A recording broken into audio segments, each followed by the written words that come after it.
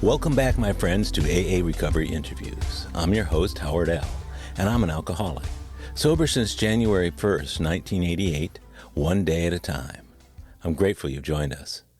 AA Recovery Interviews is the podcast where Alcoholics Anonymous members from around the world share their extraordinary stories of experience, strength, and hope. There are more than 160 awesome interviews in the AA Recovery Interviews podcast series. Listen to every episode on any podcast app or at the website aarecoveryinterviews.com. Each story is a powerful testimony of the recovery available to all in AA. Today is an encore episode of my interview with Aileen C., originally released as episode 30 in June 2021. Aileen has been a sober member of Alcoholics Anonymous since April 2009. My guest on today's podcast is Aileen C., a member of a California group to which I was invited by one of my previous guests on this show. It was one of the best Zoom meetings I've attended. After hearing bits and pieces of Aileen's story, I noticed a common theme I've heard voiced by many members of AA over the years. Tough upbringing punctuated with violence and abuse, early use of drugs and or alcohol just to survive home life, difficult and dangerous relationships in adulthood mired by alcoholism of one or both parties, self-loathing and despair with ideations of suicide. Indeed, Aileen's story looked hopeless. In the end, it took inpatient mental health treatment, private therapy, and the guidance of a good mentor to lead Aileen into 12-step programs, including AA. Even then, she slipped after being sober just 15 months, but came back in just a couple of weeks. Thoroughly beaten by the disease, in early 2009 she came back to AA and finally got down to seriously working the program with a good sponsor. Like my other guests, Aileen's story is cautionary, but quite hopeful for anyone facing the kind of challenges she's faced and overcome. Today she demonstrates her commitment to staying sober by virtue of the service she does with women that she sponsors. Her dedication to AA can also be seen in the role she plays as secretary of the meeting in which we first met. What's more, Aileen practices the principles of the program in her own community by staying actively involved with organizations that address the myriad of mental health issues facing women in need. The importance of Aileen's story cannot be understated. In this 30th interview of my podcast series, I invite you to open your mind and heart for the next hour of AA Recovery Interviews with my friend and AA sister, Aileen C. I'm Aileen, and I'm an alcoholic. Hi, Aileen. I'm glad you could be here. And that's what I usually say in meetings. Hello, how are you? Welcome aboard, and that sort of thing. You know, you and I really don't know each other very well, but I want to tell you, when my friend here in Houston, Larry E., who did an earlier interview with me, I think he was number 13 in this series, he told me about this group that you're in, and I'm not going to identify it by name because I don't, anybody can hear this and you may not want the meeting completely overwhelmed with people. But I will say this, the Zoom group, they're out in California that you are a member of. He said, Howard, you got to go to this thing. This Zoom meeting is incredible. So I showed up, and I want to tell you, after one meeting there, I was completely captivated by it. The level of sharing and the depth of emotion in that meeting was remarkable. Did you start the Zoom meeting for that group? I did. Oh, my goodness. What was behind that for you? I think it was really a matter of just being of service. When the pandemic started, many of our members are old timers and also older in age, and quite a number of them were concerned about being out in public during the pandemic. And so we decided to go ahead and try Zoom out, and I was the secretary of that group. By default, just felt that it was part of my obligation and part of being of service to start the Zoom meeting. And it's really just blossomed into something absolutely remarkable, like you said. Yeah, it is. It's terrific. How long have you been sober? 12 years. I just took 12 years, April 12th, 2021. Wow. So what was going on in your life on April 11th that may have made a big difference in you being here? Well, that was, so it was April 12th, 2009. That specific day was Easter Sunday. And I had taken a drink after about a year and 3 months of sobriety. Oh, okay. And had taken a drink about a week or two before that. And just for the next few days after that, I didn't know that I wanted to be back in AA. I didn't know if I really was an alcoholic. I really didn't know if I wanted to work the program again. And I woke up on Easter Sunday, and I happened to be Catholic, and, just felt like I needed a renewal. And I decided with my sponsor at that time to renew my sobriety, and it became April 12th that day. That was when I decided to step back into the rooms of AA after a couple of weeks out in the abyss. Wow. 3 days after you went out, or? I would say it was probably a week and a few days. Okay. I went out and took one big drink. Yeah. I didn't take any in between, but my heart wasn't back in AA. And so my sobriety date is based on the date that I decided to come back into AA and work the program. Well, that makes it easy to remember what the date is, and the day is because it's Easter, right? But doesn't Easter come on a different calendar date each year? It does. So sometimes it's on Easter, the day, and sometimes it's on Good Friday? Sometimes it's on just a different day of the week. So the date itself just happened to land on Easter Sunday back in 2009. Wow. So you were in AA until you drank that day. You were in AA for a year and 3 months minus the week that you were out. Was that period of sobriety in AA, was that your first foray at Alcoholics Anonymous? Yes. So my original sobriety date was January 13, 2008. And that was the day I checked into a treatment center. And, I was taken to AA meetings as part of my program and treatment at the time.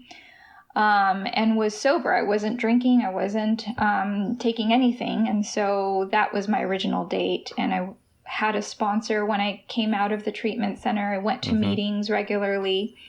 I was working the steps, but I don't think I had really conceded to my innermost self that I was an alcoholic.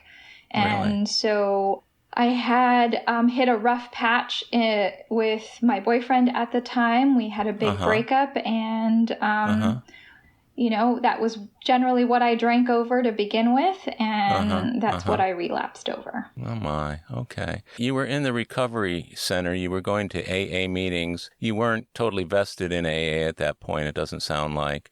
But you had a sponsor. Was that the same sponsor who you came back to after a year and 3 months? Yes. Okay, because sometimes in treatment centers and sober houses, people get temporary sponsors or people who don't end up being there long term, but it's always cool when they are.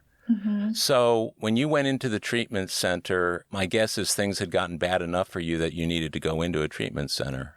Is that a safe statement? Yes. And I know that there's, our tradition and the primary purpose for Alcoholics Anonymous. But for me, I was introduced to the 12-step program in Alcoholics Anonymous by way of the primary addiction that I was in treatment for.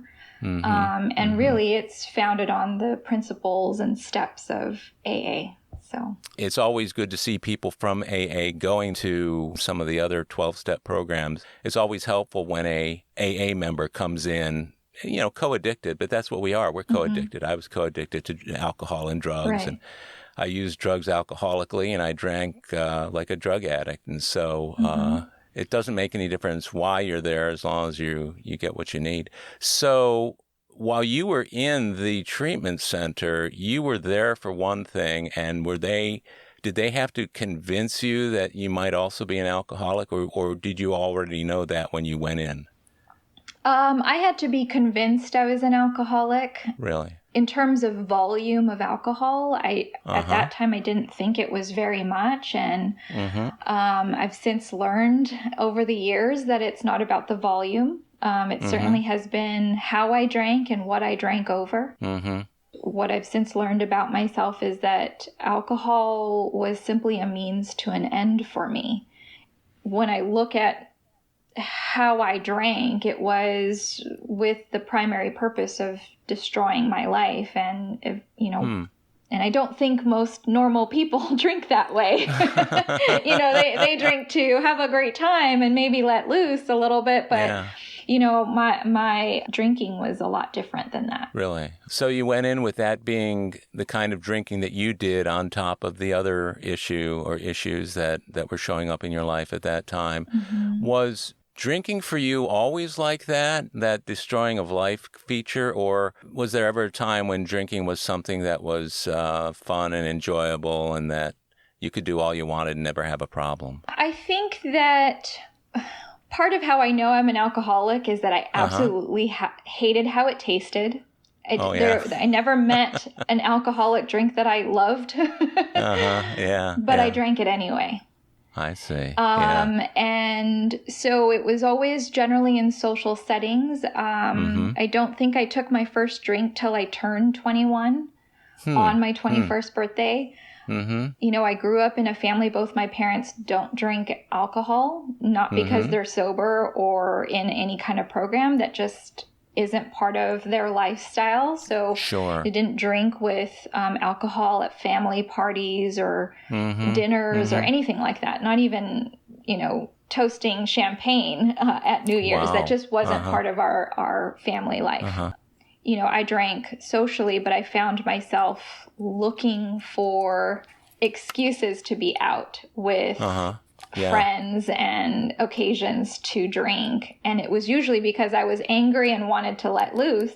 But I would always find a social setting to do that.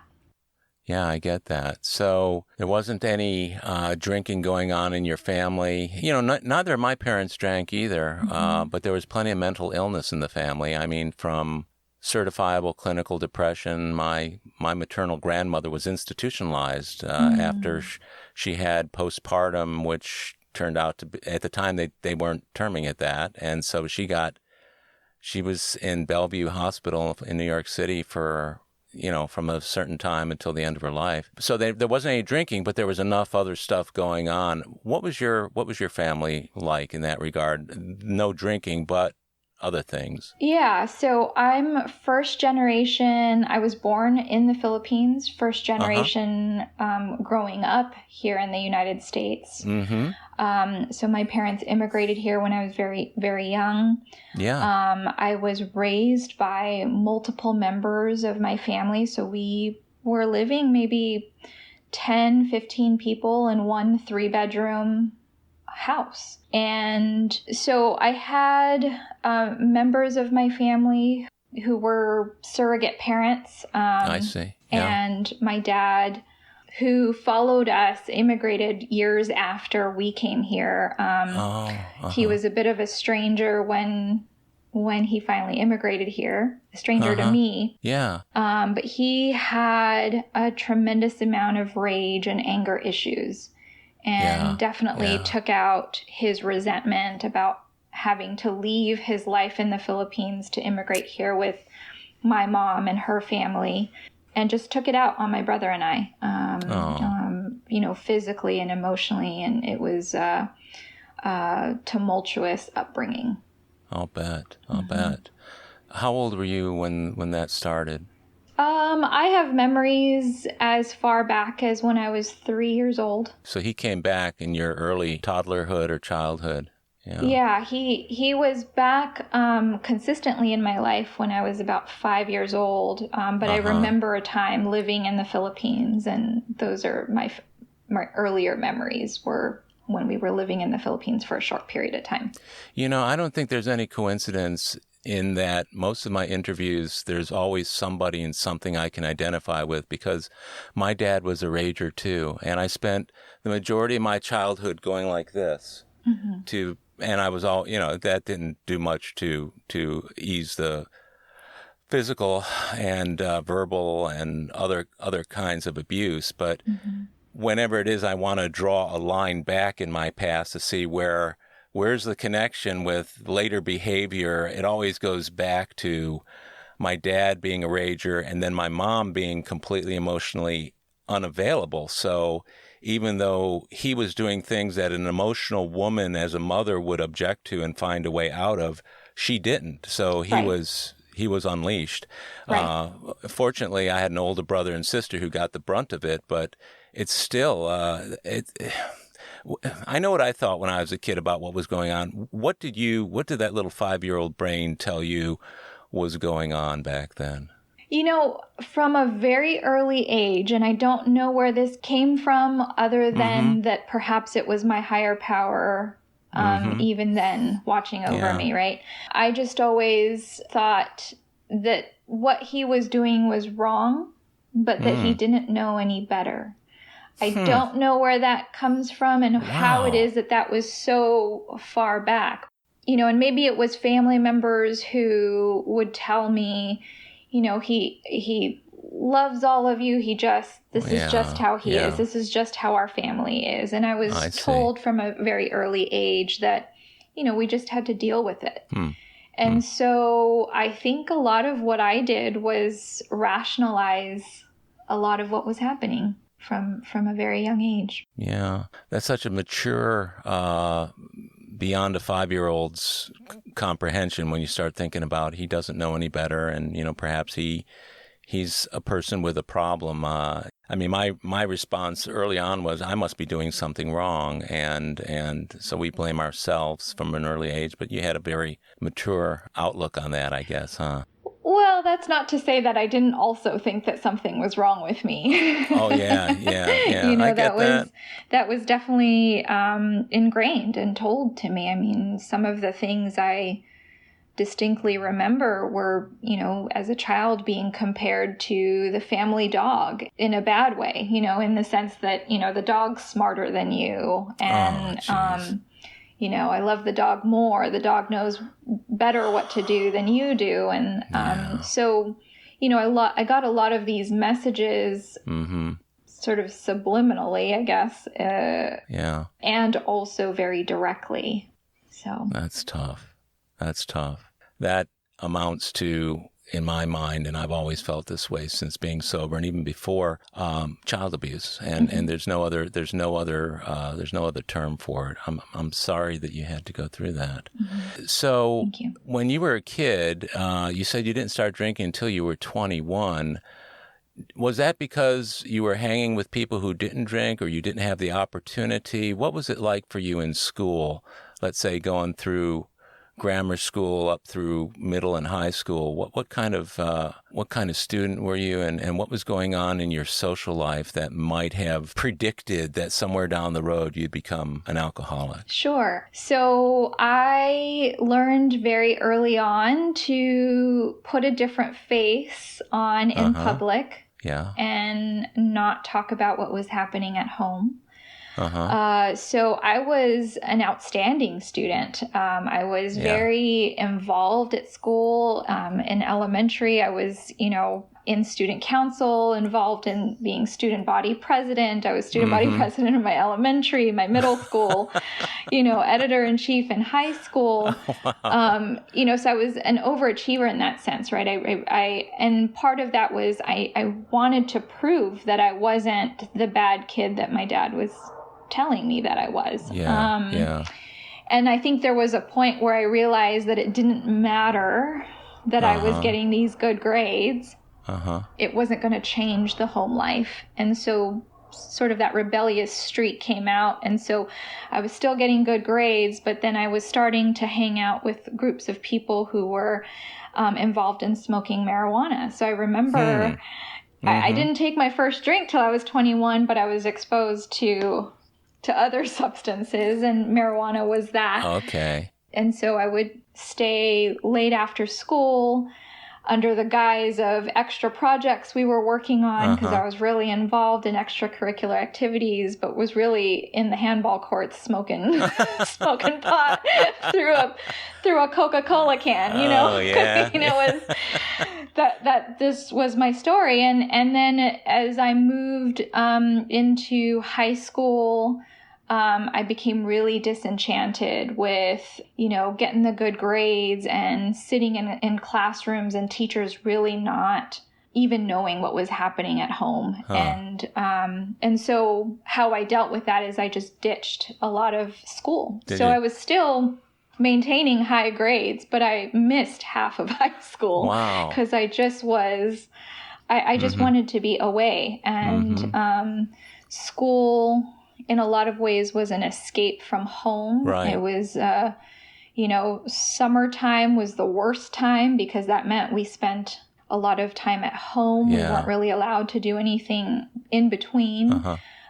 School was my escape. And then when I got older, I learned that I could escape from school and really escape to do whatever I wanted. And so I would, just hang out at friends' houses, or I remember a time going to Knott's Berry Farm. I don't know how it is. I didn't get caught, but that's sort of what I did. Yeah. And then was able to go to college. I still had maintained a pretty good GPA and went to college. And, I think I strongly believe that God had his hand on my shoulder that entire time. And my path led me to a nonprofit organization specifically for young women who had been through a similar background or the kind of background that I had had. And that organization was founded by a member of Alcoholics Anonymous. And it was his way of being of service and giving back to his community. That scholarship program basically saved my life and my family. And I think that was also the hand of AA because it was founded by a member of Alcoholics Anonymous. So that's how I got through school. They got me through school and put me in therapy. And that was really my gateway to 12-step recovery, my gateway to mental health, my gateway to that treatment center that I ended up going to, my gateway to reconciling with my family, really. So that nonprofit that you were involved in, how long were you involved with them? I was their client for about 3 years. I came into contact with them, I believe in my sophomore year of college. I see. And they took me all the way through my graduation from college, and an anonymous donor to that program anonymously sponsored me through my treatment. Oh, cool. So that was a once-in-a-lifetime opportunity that I got to have. And I think there were several angels that were placed in my path that really just made a tremendous impact. Yeah. Your story is just interwoven with God moments. Lots of God moments. Kind of gives me goosebumps thinking about that, because especially when we look back and look at the things and we say, wow, what good luck I had. My perspective has been changed by AA and the spirituality of it all to say, oh, God was really looking out for me that day. Or, man, talk about a guardian angel. And sounds like you had it. I did. And wow. Yeah, so that program, was a direct result, I think, of AA's impact on the founder's life. And, I was able to give back and continue to be of service to that program for the next 10 years. I was on their board of directors from the time I graduated from it. And, they've helped several women. Over 250 women now have gone through that program. Wow. And many of them sober. And not all of them were because of, drug-related or alcohol reasons. My particular path was that I had no knowledge of 12-step recovery or alcoholism or anything like that until that program entered my life. So that's amazing. You mentioned that you were a pot smoker when you were in high school, and I would assume through college, as was I. I never really started drinking until I was out of high school, but smoked a lot of grass over the years. Were you a habitual pot smoker or recreational, or were you using marijuana alcoholically when you look back? I was using marijuana the same way I was using alcohol, which was, it was my form of rebellion. It was my form of saying, I have control over this and I can do this. I don't know if I necessarily did it excessively. I did it as an escape and primarily in social settings. So it was always, to fit in, and because there were people around that were doing it and I wanted to belong to something else, right? I wanted to belong to something. And so that was partly why I smoked pot, but it wasn't something that I did. I never even actually knew how people got a hold of marijuana. I just always ended up in a situation where it was already there and somebody has it. Somebody had it. I don't know who to contact. I'm that kind of alcoholic. I don't know who to contact to get the goods, but somehow I got it. Yeah, I can imagine. Wow. Well, that was always the case for me, too. But eventually I found people who sold it, and it was always good. Of course, my thinking was that if pot had been legal in Colorado when I was in college, I would have moved there just because of that. I mean, job or no job, whatever, because that's the kind of pot smoker I was, too. Now, the group of people you were smoking pot with, sounds like you sailed through high school and college academically pretty strong, despite using marijuana and alcohol, let's say, to a lesser extent. Did the fact that you were able to still excel academically help convince yourself that you couldn't possibly have a problem with any of this because look at how well you did in school? Absolutely. Really? I think that, it just goes back to the addiction part of my story where the destruction began. I see. And it was the impact on my life was most negative because of the addiction. And I did a lot of the drinking and the drinking and destroying is what I would always refer to it as. I did a lot of drinking and destroying as a result. And so I would say most of my bottom was the emotional upheaval that it was causing me and the darkness that I was living in and day out. And that was sometimes because of alcohol consumption or marijuana, but most of the time it was just a combination of all of those things. And the addiction driving it all. You had the marijuana and alcohol. It doesn't sound like they necessarily supported that, but what was the relationship then between the grass and the booze with the other addiction? I think part of it is I'm still uncovering all of this and discovering it. I think that I did a lot of escaping from the destructiveness of the relationships that I was in. I was in a lot of toxic relationships or just felt a tremendous amount of neediness and abandonment and I couldn't handle those emotions and feelings. And the way that I could handle it or express it was by going out and drinking and partying my night away 5 nights a week.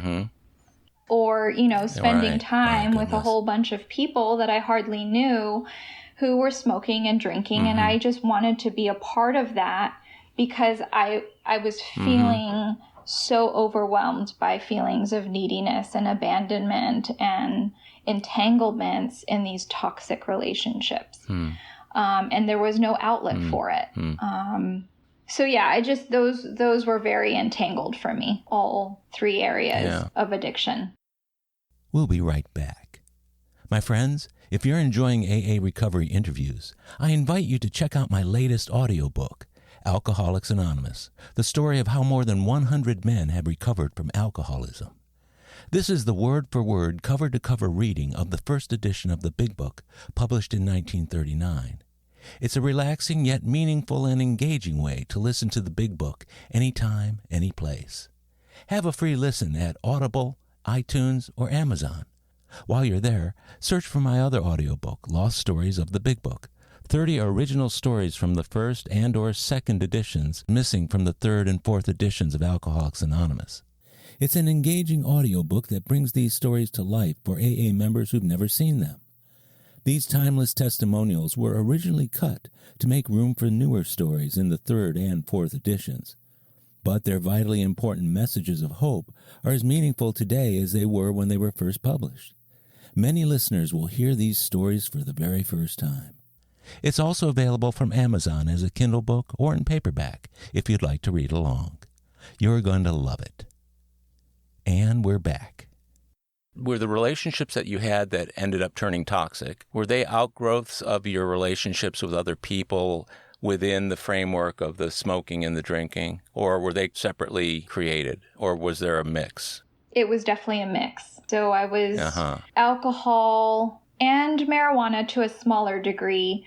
It allowed for me to be in situations that were increasingly dangerous. I see. I was encountering more and more people who were violent and just toxic. And I think by way of being out every night at a bar or a club, I was encountering these people, and I was constantly seeking something to fill myself. And if I couldn't find that in a man necessarily, then I just increased the alcohol consumption, or I just increased the amount of time I was going out. And I was out with a different group of people all the time. Really? And so I would say 95% of my friends that I grew up with would tell you I was not an alcoholic. And they, to this day, are bewildered by the fact that I continue to work a program of recovery and maintain sobriety when they're like, I don't understand how you were always our designated driver. But that was the manipulation of my alcoholism. That was my alcoholism in play. They don't get it either. I mean, we understand that. And I always have to be very, very careful. Well, earlier on in my sobriety, I had to be very, very careful being around people who I used to drink with, because left alone with them, they would find all kinds of reasons why I wasn't an alcoholic. My disease would chip in and support that notion, and then the only thing I had to protect me was my program. So in a lot of cases, it was like a two-on-one situation. So I had to disabuse myself of some of those people. Now, you were hanging out with different groups. Was there a reason why? It was just because you wanted a broad social sphere, or were there other reasons why you would hang around with so many different groups of people? Well, I was naturally inclined in terms of being of service. I was always naturally inclined to be of service. I see. And I think part of that too was, again, extracurricular activities were my way to stay out of the house and to stay away from, at that time, my dad primarily. I see, It was my way to stay away from home. And so my life was filled with all of these extracurricular activities and groups. And I was very active in my church. Wow. And so there was a group of friends that I hung out with from church. And so they would go out and drink. And I was, I played that role really well. And then I had my group of friends that I went out with that I met in college. And then there was the group of friends that I grew up with and went through elementary and middle school and high school with. And so there were just these different circles of people, and who all saw only a part of who I was. And I think I was conditioned that way by way of my upbringing. Yeah. It really wasn't until many years in Alcoholics Anonymous that I was able to put all the pieces together. And so now what you see is what you get, and it's all of Aileen, right? So this is who it is.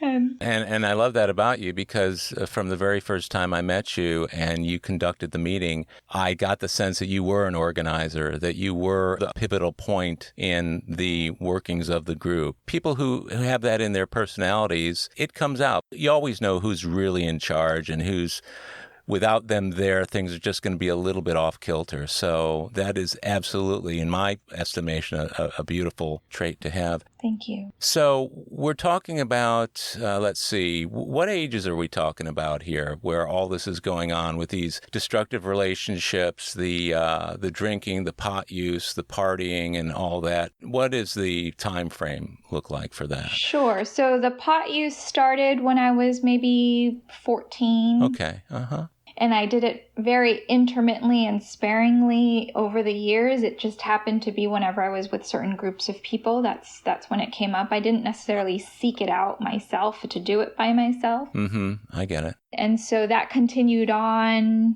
sparingly through college. And I mentioned earlier, I took my first drink when I was 21.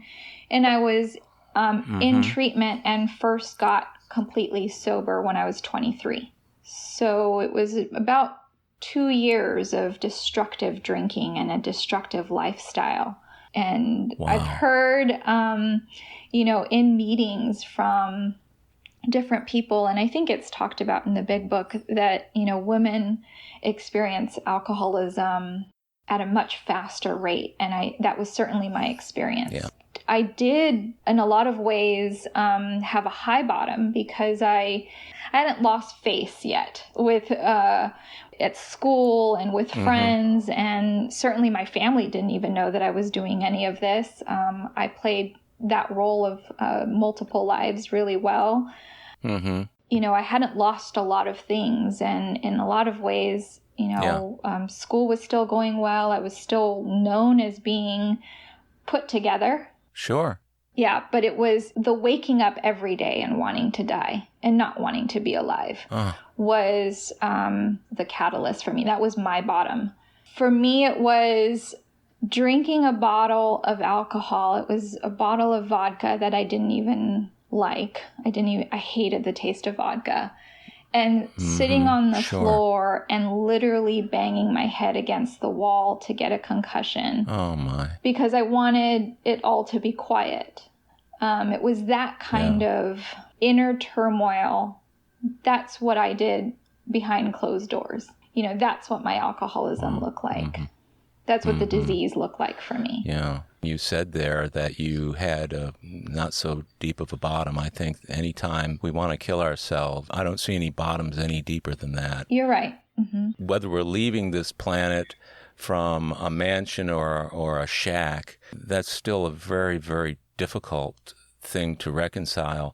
So would you say your higher power just wasn't ready for you to do that at the time? Or what were you thinking about wanting to do that at the time? What was going through your mind? I just felt tremendously worthless. I just felt worthless, and that there wasn't anything I could do to get the relationships right, to have the favor of my family and fix all of that. I just felt worthless and unlovable. And I just didn't have it in me to keep fighting. Yeah. At least I didn't think I did. Yeah. That was that moment sitting on the floor. I remember that pretty vividly, sitting on the floor and knocking my head against the wall. That was the moment where I knew that it didn't matter how much alcohol I had already had. No amount of alcohol was going to be enough to make it better. And that was when it became scary and when I realized that alcohol meant death for me because I was going to continue to drink more and it was never going to be enough. I knew that in my soul. So alcohol was going to be your slow road to suicide. Yep. The day that I was actually kicked out of that treatment center in Arizona. And I had been there for nearly 3 months and had been sentenced to much longer than that. Sentenced, right? Quote unquote sentenced to much longer than that. Yeah. And I couldn't stick to the rules that were suggested to me. And I was on a 3-strike contract. I was still very honest about that. I said, well, I broke my third strike. I hit my third strike. And so I was asked to leave and given an hour to pack my bags and go. Yeah.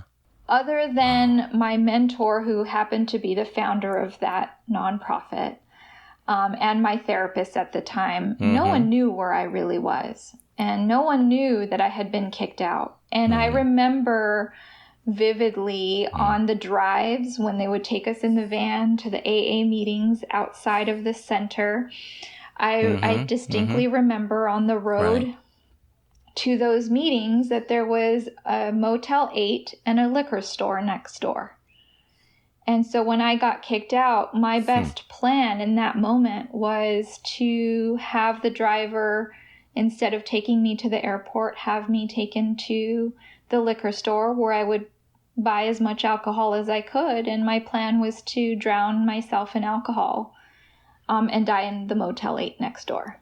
That was my plan at the age of 23. Wow. And, you know, by the grace of God, and somehow made my way back to California and into the rooms of Alcoholics Anonymous. God, that's amazing. So, how difficult that must have been. The feeling when you got booted out, did that just exacerbate feelings that you already were having, or did that create all kinds of new feelings? I think it did both. That was absolutely the fork in the road, because I had resigned myself to die in that Motel 8. And the map to that was made very clear. That was maybe my higher power one more time stepping in and literally grabbing me by my collar and pulling me out of that situation by way of sober members of the community. And that was my mentor and my therapist, who basically just sat me down and said, you know, just come home and then we'll figure out what we do next. And then I was just asked to, I was in therapy every day for the next month after that, and in an AA meeting every day after that. And that's actually how I ended up finding that meeting that has become my home group, and that's cool. The Zoom meeting that you and I met in. So when you mention that, you really light up. I can tell that has a very special place in your heart. When you came back to California from that experience, that was right around the time you first got sober, right, in AA. Yes. You had a very concentrated period, a couple of years of some really horrendous thinking and experiences that 3 months in a treatment center didn't fix necessarily. You came back to AA. What were your first meetings of AA like when I know you had been while you were in treatment, but now on your own, having been asked to leave treatment, what did AA look like to you in the beginning? I think it was just, at that point, I had no other choice. There was no other choice, right? I didn't have any plans beyond that day that I had planned to be in that motel. So I literally just did what my therapist and my mentor told me to do. I was going to a mixture of meetings, and so I just dove in. That's how I came to have that sponsor who continued to sponsor me through my relapse. And I just would show up to meetings. You know, I cried through every single meeting because it was just so overwhelming to still be alive when I had planned otherwise. And I literally was loved until I could love myself.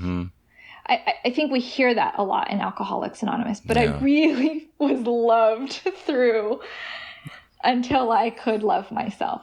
Yeah, that's an extraordinary benefit of the program, that we get the love that we can't possibly feel for ourselves from others to support us until we can start loving ourselves. I get that. So in your early meetings, do you remember the first time that somebody shared that you said, that's me? Every time we read out of the big book. And most certainly when the story of the jaywalker was read. I very much identify with the jaywalker in the big book. That constant running out into the street and getting hit and run over and doing it all over again. Yeah, and still thinking it's not going to happen the next time until it actually does. Yep. So you were going to therapy, you were going to a meeting every day. Mm-hmm. Did you have that God identification early on in the program? When you saw God in the steps, how did you feel when you first saw that? Like I said, I was always involved pretty heavily at church. I wasn't necessarily religious. I was just heavy in being of service. But I went to church regularly and had this concept of God. Mm-hmm. I believe that my relationship with God has evolved and changed over the years. Most of the first few years of my sobriety, it was, I believed in God. Mm-hmm. I believed that God worked for you and worked for AA and worked for everyone else around me. But that I was still viewing God from the eyes of that little girl who was worthless and unlovable. So I always kind of thought that there was a God and God knew me, but I was a little bit off to the side and a little bit forgotten. I've since learned that my God is much, much bigger than that and loves me far, far more than that. And, but that was through the step work. So the concept of God and higher power didn't scare me when I came into the rooms. And what AA has done for me, it's like I've got this whole new idea and concept of God that AA gave me permission to have. Yeah. Right? It was always there, but I didn't know that I could. And AA said you could. Yeah. And that's a beautiful realization. The turning point that you're talking about, you were feeling like an outsider with a viewpoint that was based on a 5-year-old's thinking and feelings. Do you remember where you were, or what actually happened? Was it a sudden upheaval, or was it just gradual and you turned around one day and say, wow, I really feel it? I get choked up every time I think about this. The moment that my dad and I reconciled, in my eyes, is a complete and utter miracle, the way it happened. And that was that moment when I knew that God was on my side. That was the moment, because I couldn't have planned that any other way. The catalyst that pushed me into that scholarship program was an incident of an upheaval with my dad one more time, but it was a defining moment where I finally stood up for myself, and he looked me in the eye, and I remember him standing in my bedroom doorway and said, "I'm coming after you. I'm going to kill you." That was the last time I had spoken to him, and I was afraid of him from that moment on. And I just never imagined that there could be any kind of reconciliation after that. But I remember my grandfather at the time calling me on my father's birthday to ask if I had contacted my dad to greet him happy birthday. And I thought, why in the heck would I do that? Sure. He wants to kill me. Yeah, your grandfather knew what was going on, though, didn't he? They all did. Yeah, they all of the family knew what was happening. They all did, but okay. They didn't know Sure. the degree of trauma that it was causing. Yeah. And so, culturally it was just like, well, he's your dad. You just respect your elders, and suck it up and call him and greet him a happy birthday. And I was like, oh, dear God, like, no way. And he said, if you can't do it for your dad, will you do it for me? And I did. I called my dad, and what I've since learned is that day he had gone to church for the first time since that incident where he had threatened me, and was asking in his prayers for us to reconcile our relationship. And he had not shared that with anyone. That was just his own silent prayer. I think he had reached a point where he was done.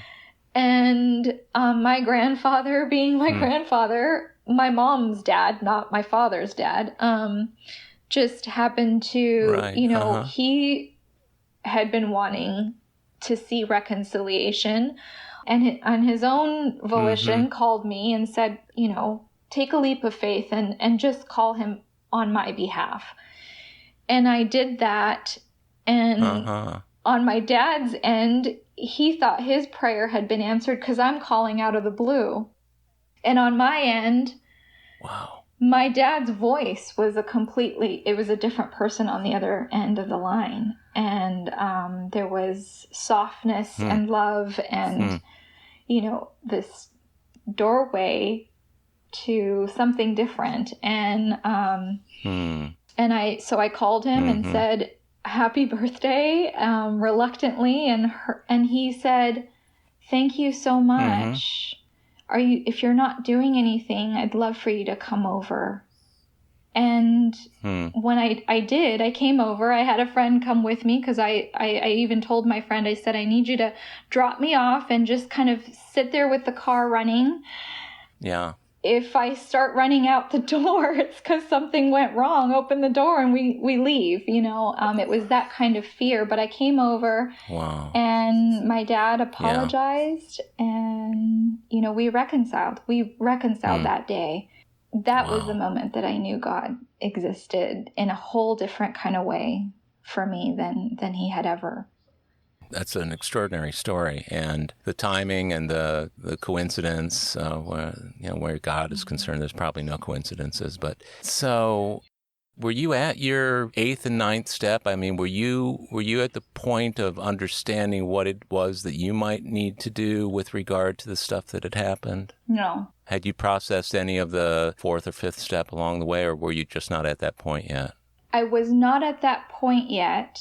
The steps for me helped me to not run away from reconciling, maintaining that reconciliation. Because there was a lot of healing that still needed to happen. So that reconciliation happened before I got to those steps. But when I got through those steps, I became more open to maintaining and building that reconciliation so that I could have a life and a relationship with my dad. Like the reconciliation didn't stop there in the sense that for 20 plus years, my father and I barely spoke. We were like strangers and I was a punching bag. And so we really hadn't built a relationship. Right. And then when we reconciled, it was nice to hear for the first time in my life that my dad loved me, but we didn't have a foundation to build from beyond that. And I sincerely believe that the steps in the program helped me to have this space to do all of that. So in the 12 years since you got sober, and certainly I'm sure since the day of that reconciliation with your dad, what's that relationship been like? And did it really improve dramatically, or was it more gradual? What did that look like? Our relationship improved dramatically. I mean,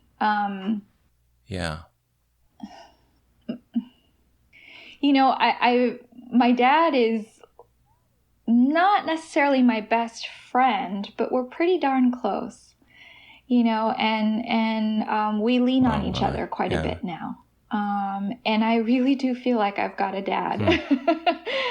And that is dramatically different from my dad essentially disowning me and threatening to kill me. He has become a different person. Our family has become a different family as a result of all of that. We talk about feelings and fears. We talk about challenges. We've been able to lean on each other through, my mom's illness. I was my dad's primary caretaker when he became very, very sick with COVID. And everything we talk about and all of our interactions now, it just wouldn't be possible. I would still probably be very resentful about everything that had happened in the past. And because of the step work, we've been able to amend our relationship. And there isn't that blockage there. It's just, we get to make our relationship what we want it to be today. And it's been very beautiful. That's a wonderful demonstration of the program in action. Sounds to me, too, like you brought a good program to your family. Were any other members of your family involved in 12-step? No, but I got to 12-step my brother. Really? Yeah, so he's had his own share of demons and his own way of dealing with how we grew up. And, I get to pray for him like any other person that, we hope will someday make it to the rooms. Sure. But I got to be there when he needed to reach a hand out. Yeah. So these last 12 years... sounds to me like some of the gifts you were experiencing really pretty early on in that period of time. What other things have occurred in your life over the past 12 years that were like seminal moments or points at which you look at and say, there again, God did for me what I couldn't do for myself, or by God's grace, I got through that? Gosh, we wouldn't have enough time to go through all of those. But It sounds like the COVID was one of them, though.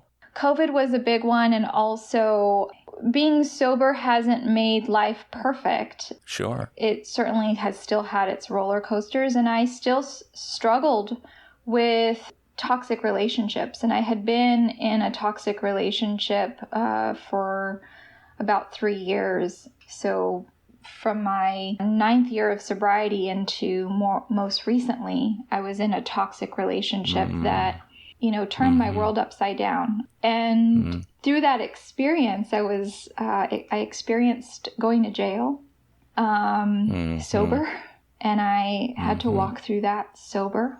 That was God doing for me what I could not do for myself. I had hit an emotional bottom in physical sobriety. That just was my experience. I think that I had not completely turned everything over to my higher power. Yeah. In terms of relationships, that was one of the things I was still holding on to that I think I could handle and manage on my own. Yeah. And, God did for me what I couldn't do for myself and pulled me out. Yeah, isn't it amazing how we try and reclaim the power once we feel like it's ours again? The illusion is that at some point, God does the great cosmic handoff to us. Like, okay, God, I can take it from here. Thank you very much. And so you hit an emotional bottom within sobriety while you were active in the program, active in service. You sponsor women. Yep, I sponsor women. You were sponsoring women. I know I've had some things within my sobriety, and one event right smack dab in the middle at about 16 years that happened that was, I like to say, it was like the rug got pulled out from me, and as I was going down, I was getting hit in the side of the head with a 2x4. It was that kind of thing. It was so emotionally devastating that I think that had I not been doing all the meetings that I did, sponsoring all the men that I sponsor, talking to a sponsor who was having me pray all the time, and I feel like I just barely got through it. And I'm thinking, God, all of those things that I was doing, and I still just barely got through it. Did you feel that way at any point? I did. I think for me, for the majority of my sobriety, I was working 2 programs. And in the midst of this toxic relationship, I couldn't find solution in that other program. I'm not, talking negatively about that other program. I just know my experience was I wasn't getting out of my situation. And I dove in even deeper into AA and worked my AA program much differently and harder than I had before. And shared, I think, more vulnerably in my meetings and reached out more heavily and was of service more heavily in AA. And I think that was the sole reason why I was able to come out of that without taking a drink or doing anything else, really. I know what my part is in all of that situation. I'm certainly not just a victim in all of it. You know, the steps of Alcoholics Anonymous allowed me to see that. So I'm able to look at that whole situation as a gift. It absolutely was God doing for me what I could not do for myself. I couldn't have gotten out of that relationship if things didn't happen exactly as they did. And I'm able to see too what my side of the street looks like and not live in shame over it. I'm right-sized about the situation. And I think the program allows me to be right-sized about it. You know, what's beautiful about what you just said is that it is kind of a framework or blueprint for other people, let's say even other women, to look at somebody going through what you went through and you got through it and you stayed sober. When I went through that thing at 16 years, I had a group of men, including sponsees and others, who gathered around me like a cocoon. It's like all of my decisions were wrong at that time because I was so devastated by the event that my thinking wasn't clear, and they had to do the thinking for me. Did you have a group of women like that in your life when this went on? I did. And that group, I still go to that meeting now. It's my all women's home group, as well as the Zoom group that you've now come to know. I just bring it as it is. I experienced a lot of turmoil internally. And I just didn't know where else to take it, but I was able to safely take it to AA, and I had people who held me through all of that. Yeah, I don't know how else I could have gotten through that relationship. This was a person who was staunchly against Alcoholics Anonymous and 12-step recovery, just didn't understand it. And in a lot of ways made him my higher power, even though I was working a program. And I think what it taught me is that my program and my sobriety must come first, and that my higher power is bigger than him and all of that. Yeah.